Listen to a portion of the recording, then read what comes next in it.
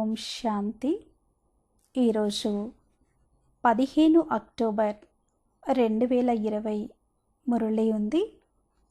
జ్ఞాన సాగరులు, శాంతి సాగరులు, ప్రేమ సాగరులు అయిన శివ్ బాబా చెప్పారు, మధురమైన పిల్లలు, నాజూకుగా ఉండడం కూడా దేహాభిమానమే. అలగడము, ఏడవడము మొదలైన అసురీ సంస్కారాలేవి పిల్లలైన మీలో ఉండకూడదు.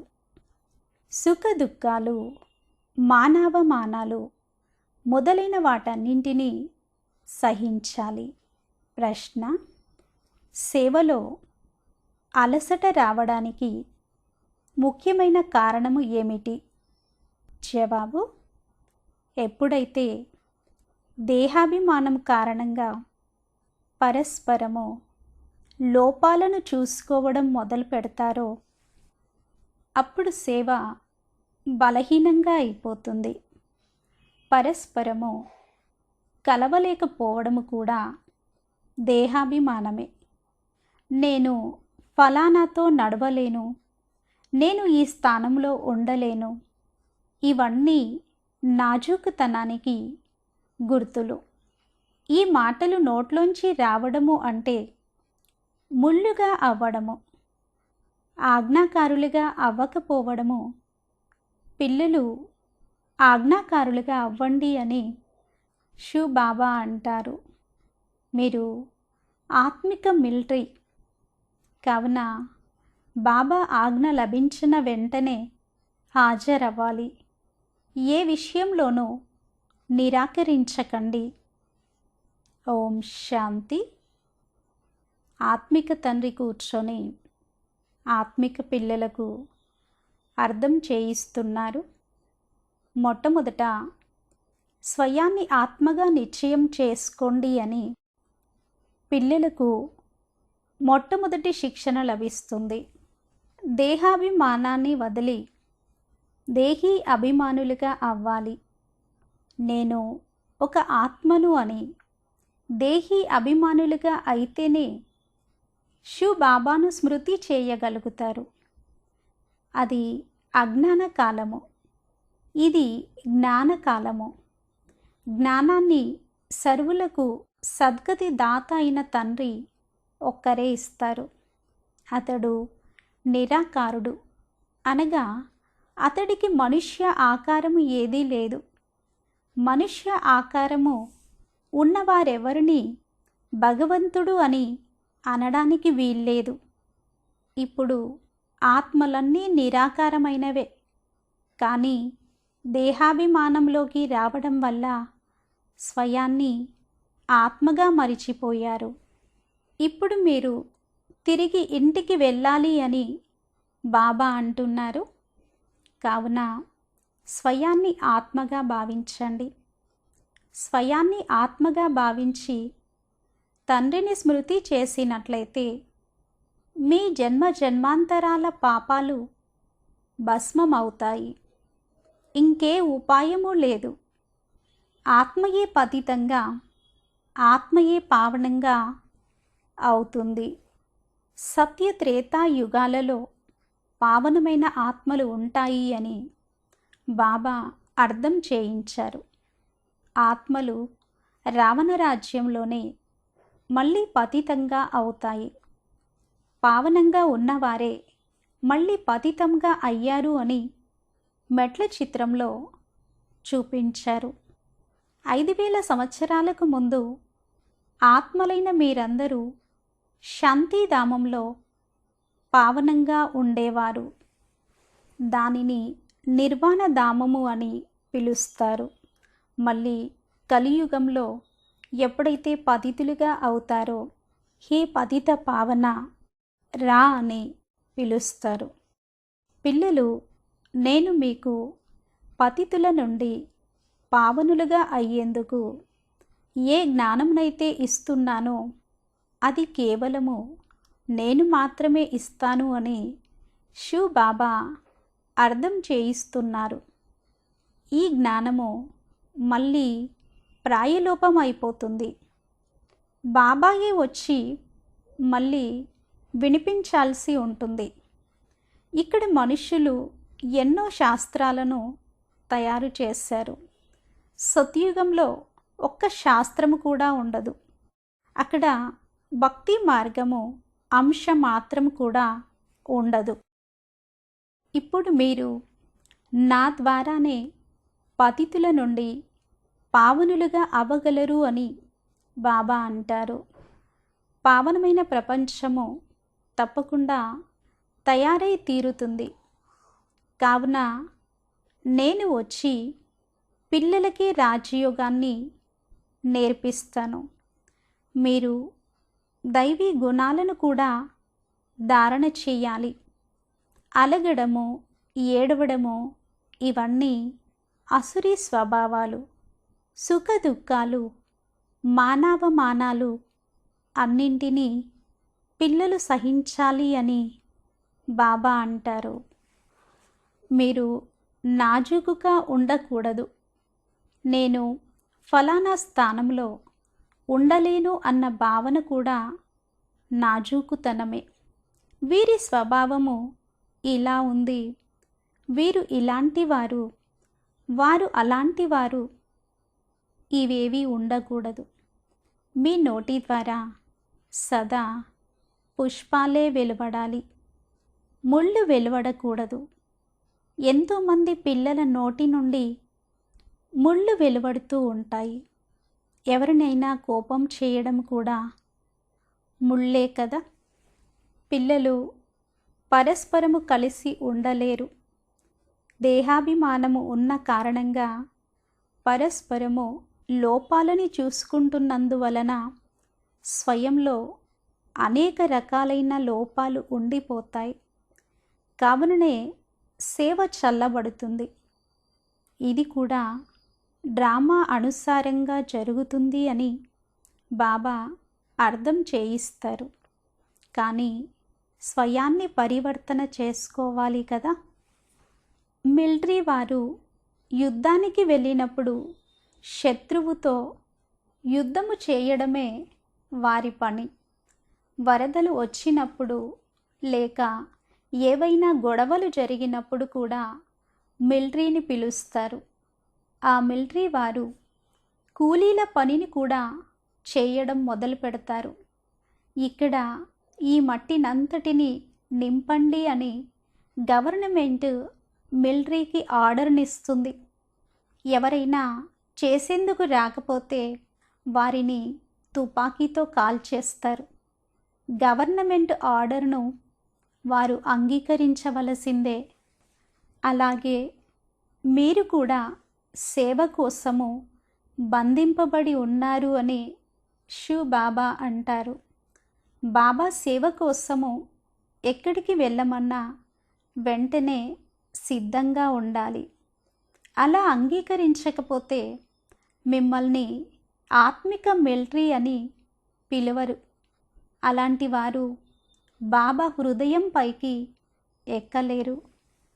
అందరికీ సందేశాన్ని అందించడంలో మీరు బాబాకి సహాయకులు. ఎక్కడైనా మ్యూజియంను తెరిస్తే 10 మైళ్ళ దూరం ఉంది అని అంటారు. కానీ సేవ కోసమైతే ఎంత దూరమైనా వెళ్ళాలి కదా. ఖర్చుకు కూడా ఆలోచించకూడదు. అన్నిటికన్నా ఉన్నతోన్నతమైన గవర్నమెంట్ అయిన అనంతమైన తండ్రి ఆర్డర్ లభిస్తుంది. ధర్మరాజు కూడా వారికి రైట్ హ్యాండ్గా ఉన్నారు. వారి శ్రీమతంపై నడవకపోతే క్రింద పడిపోతారు. మీ కళ్ళను శుద్ధముగా తయారు చేసుకోండి అని శ్రీమతం చెబుతుంది. కామంపై విజయాన్ని పొందేందుకు ధైర్యము కలిగి ఉండాలి. ఇది బాబా యొక్క ఆజ్ఞ. మనము దీనిని అంగీకరించకపోతే పూర్తిగా ముక్కలు ముక్కలుగా అయిపోతాము. అనగా పదవి తగ్గిపోతుంది. 21 జన్మల రాజ్యంలో నష్టం వాటిల్లుతుంది. పిల్లలు లేకుండా నన్ను ఎవ్వరూ ఎప్పుడూ తెలుసుకోలేరు అని శివ్ బాబా అంటారు. కల్పం పూర్వం వలె మెల్లమెల్లగా వెలువడుతూ ఉంటారు. ఇవి పూర్తిగా క్రొత్త విషయాలు. ఇది గీతాయుగము. కానీ శాస్త్రాలలో ఈ సంగమ యుగమును గురించిన వర్ణన లేదు. గీతనే వారు ద్వాపర యుగంలోకి తీసుకువెళ్ళారు. కానీ నేను ఎప్పుడైతే రాజయోగాన్ని నేర్పిస్తానో అది తప్పకుండా సంగమ యుగమే అవుతుంది. కానీ ఎవరి బుద్ధిలోనూ ఈ విషయాలు లేవు. ఇప్పుడు మీకు జ్ఞానపు నష ఎక్కింది. మనుషులకు భక్తి మార్గపు నష ఉంటుంది. భగవంతుడు వచ్చినా మేము భక్తిని వదలము అని అంటారు. ఈ ఉన్నతి మరియు పతనముల మెట్లు చాలా బాగున్నాయి. అయినా మనుషుల కళ్ళు తెరుచుకోవు. మాయ నషలో పూర్తిగా పడిపోయారు. జ్ఞానపు నష చాలా ఆలస్యంగా ఎక్కుతుంది. మొదట దైవీ గుణాలు కూడా కావాలి. బాబా ఆజ్ఞ ఏదైనా లభిస్తే దానిని ఎప్పుడూ తిరస్కరించకూడదు. తిరస్కరించినట్లయితే మీకు నష్టం వాటిల్లుతుంది.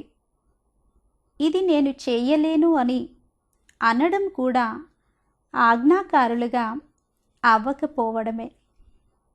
ఇలా చెయ్యాలి అని శ్రీమతం లభిస్తే ఇది శివబాబా శ్రేష్టమైన మతము అని భావించాలి. వారు సద్గతి దాత. వారి మతము ఎప్పుడూ తప్పుగా ఉండదు. నేను ఇతడి అనేక జన్మల అంతిమ జన్మలో ప్రవేశిస్తాను అని శివబాబా అంటారు. ఇతడి కన్నా లక్ష్మి ఉన్నతంగా అవుతుంది అని బాబా అంటారు. స్త్రీలను ముందుంచడము జరుగుతుంది అన్న గాయనం కూడా ఉంది. మొదట లక్ష్మి, ఆ తర్వాత నారాయణుడు. యదా రాజా రాణి తదా ప్రజ. మీరు కూడా ఈ విధంగా శ్రేష్టంగా అవ్వాలి. ఈ సమయంలో మొత్తం ప్రపంచమంతటిపైన రావణ రాజ్యం ఉంది. రామరాజ్యం కావాలి అని అందరూ అంటారు. ఇప్పుడు ఇది సంగమ యుగము. ఈ లక్ష్మీనారాయణల రాజ్యం ఉన్నప్పుడు రావణ రాజ్యం ఉండేది కాదు. మరి అది ఎలా వచ్చింది? ఇది ఎవరికీ తెలియదు. అందరూ ఘోరమైన అంధకారంలో ఉన్నారు. కలియుగము ఇప్పుడు పసిపిల్లవాడిలా ఉంది. ఇంకా పాకుతూనే ఉంది అని భావిస్తారు. మనుషులు ఇంకా అజ్ఞాన నిద్రలో పడుకొనే ఉన్నారు. ఇది ఆత్మిక జ్ఞానము. ఆత్మిక తండ్రియే ఆత్మలకు ఈ జ్ఞానాన్ని ఇస్తారు. రాజయోగాన్ని కూడా నేర్పిస్తారు. కృష్ణుడిని ఆత్మిక తండ్రి అని అనరు. హీ ఆత్మిక పిల్లలు అని అతడు సంబోధించడు.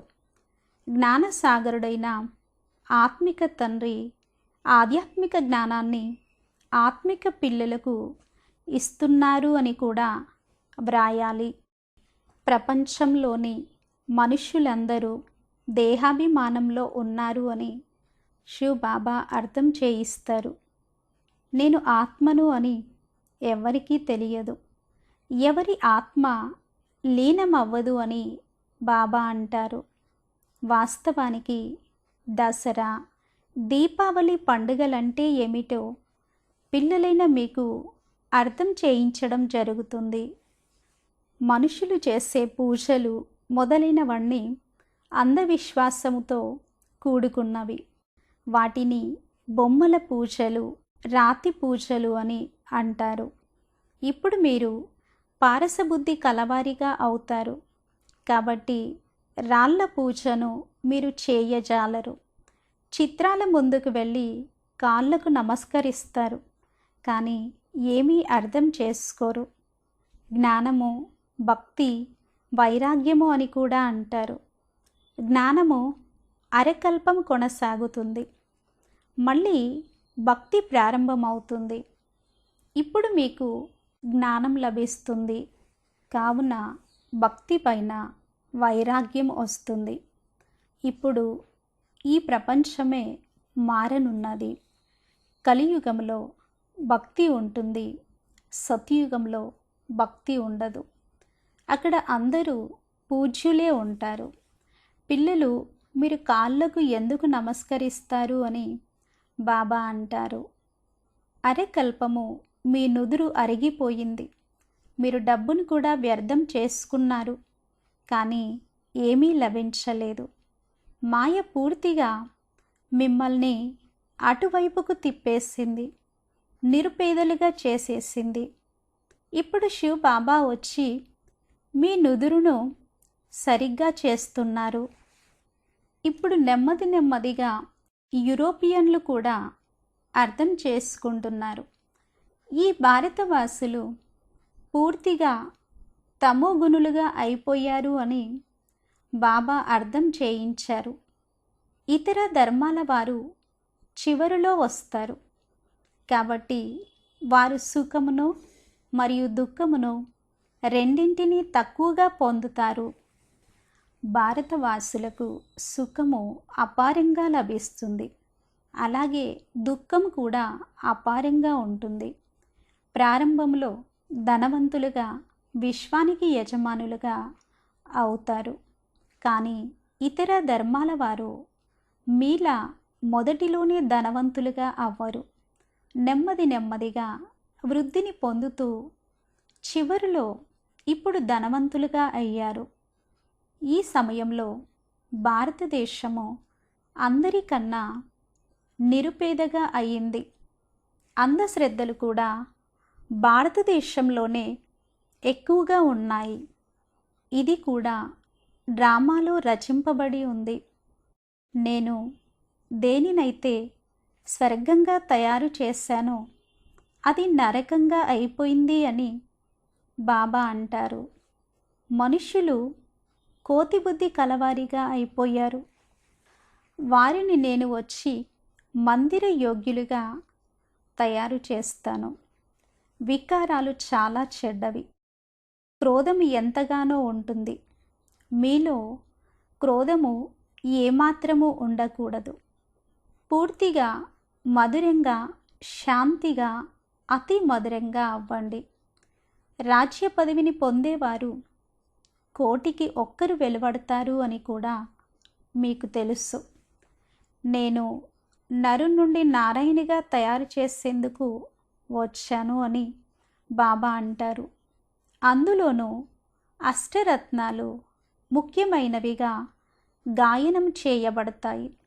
అష్టరత్నాలు వాటికి మధ్యలో శివ్ బాబా ఉంటారు.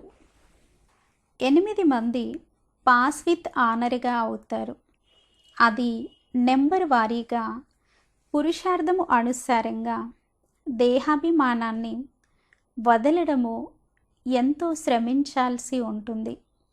దేహాభిమానము పూర్తిగా వెళ్ళిపోవాలి. పక్కా బ్రహ్మజ్ఞానులు ఎవరైతే ఉంటారో వారికి కూడా ఈ స్థితి ఉంటుంది.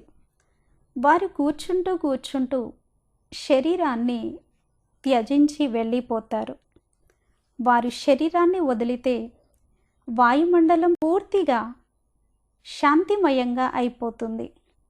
ఎక్కువగా ప్రభాత వేళలో శుద్ధ సమయంలో వారు శరీరాన్ని వదులుతారు.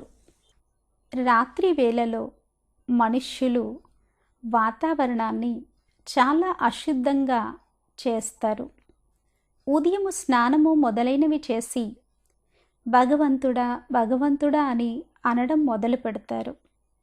పూజ చేస్తారు. బాబా అన్ని విషయాలను అర్థం చేయిస్తూ ఉంటారు. ప్రదర్శనలో కూడా మొట్టమొదట మీరు బాబా యొక్క పరిచయాన్ని ఇవ్వండి. మొదట బాబా, ఆ తర్వాత బాబా ఇచ్చేటువంటి వారసత్వము. ఒక్క నిరాకారుడే అందరికీ తండ్రి. తండ్రి అయిన రచయితయే రచన యొక్క ఆది మధ్య అంతిమ జ్ఞానాన్ని అర్థం చేయిస్తారు. నన్నొక్కడినే స్మృతి చేయండి అని శివ్ బాబా అంటారు, దేహ సంబంధాలను వదిలి స్వయాన్ని ఆత్మగా భావించి నన్నొక్కడినే స్మృతి చేయండి. బాబా పరిచయాన్ని మీరు ఇస్తే మిమ్మల్ని మళ్ళీ ప్రశ్నలు అడగడానికి ఎవరికీ సాహసం ఉండదు. మొదట బాబాపై నిశ్చయము పక్కాగా ఏర్పడితే 84 జన్మలు ఈ విధంగా తీసుకుంటారు అని ఆ తర్వాత చెప్పండి.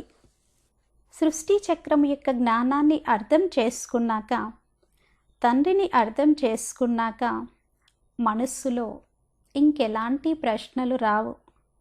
బాబా పరిచయాన్ని ఇవ్వకుండా మీరు ఎన్ని విషయాలు అర్థం చేయించినా అందులో కేవలము మీ సమయము మాత్రమే వ్యర్థమవుతుంది. కావున మొట్టమొదట తండ్రి పరిచయాన్ని చెప్పండి. కేవలం జ్ఞానాన్ని చెప్పినంత మాత్రాన వారు అర్థం చేసుకోలేరు. చాలా సింపుల్గా నెమ్మదిగా కూర్చొని అర్థం చేయించాలి. ఎవరైతే దేహీ అభిమానులుగా ఉంటారో వారే బాగా అర్థం చేయించగలరు.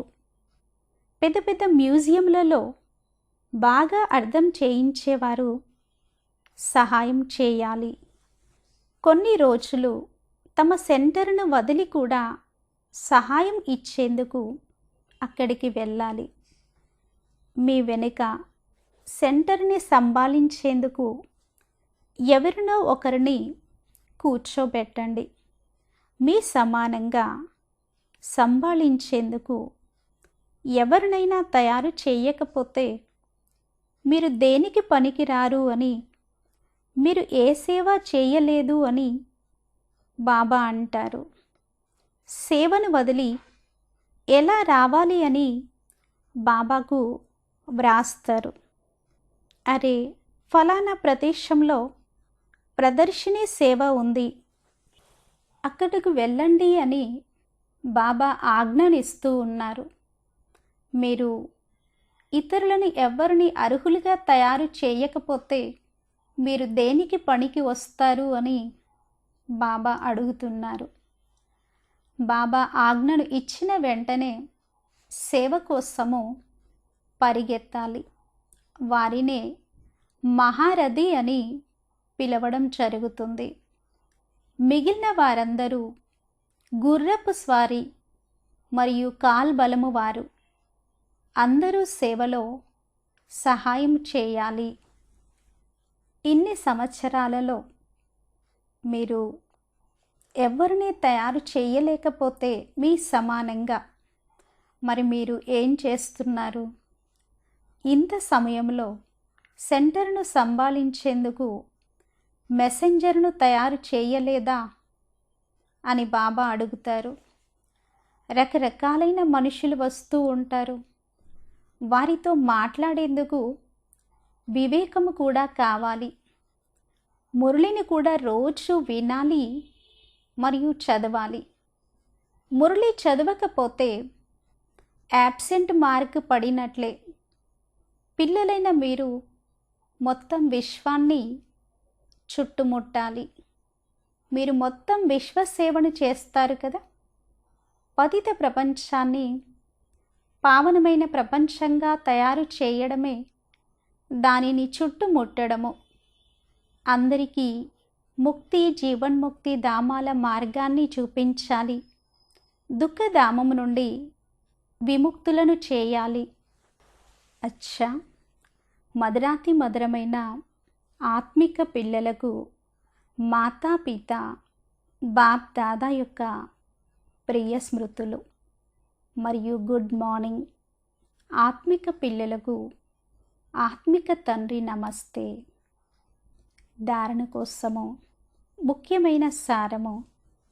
ఫస్ట్ పాయింట్, చాలా మధురంగా శాంత స్వభావము కలవారిగా తయారు కావాలి.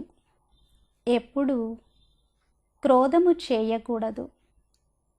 మీ కళ్ళను చాలా చాలా శుద్ధంగా చేసుకోవాలి. సెకండ్ పాయింట్, శివ్ బాబా ఏ ఆజ్ఞను ఇచ్చినా దానిని వెంటనే అంగీకరించాలి.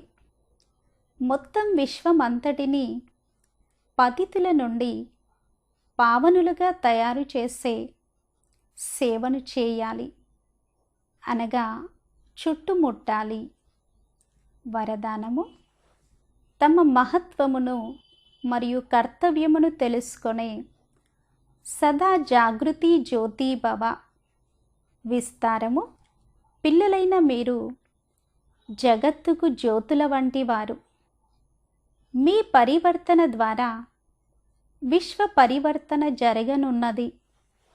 కావున జరిగిపోయిన దానికి బిందువును పెట్టి మీ మహత్వమును మరియు కర్తవ్యమును తెలుసుకొని సదా జాగృతి జ్యోతులుగా అవ్వండి. మీరు క్షణకాలములో స్వపరివర్తన నుండి విశ్వ పరివర్తనను చేయగలరు. కేవలము ఈ అభ్యాసము చేయండి. ఇప్పుడిప్పుడే కర్మయోగి, ఇప్పుడిప్పుడే కర్మాతీత స్థితి. ఏ విధంగా మీ రచన అయిన తాబేలు క్షణంలో అన్ని అంగాలను లోపలకు సర్దుకుంటుందో, అలా మాస్టర్ రచయితలైన మీరు సర్దుకునే శక్తి ఆధారముతో క్షణములో అన్ని సంకల్పాలను సర్దుకొని ఒక్క సంకల్పంలో స్థితులైపోండి. స్లోగన్: లవ్లీన స్థితి అనుభవంను చేసుకునేందుకు స్మృతి విస్మృతుల యుద్ధమును సమాప్తము చేయండి. ఓం శాంతి.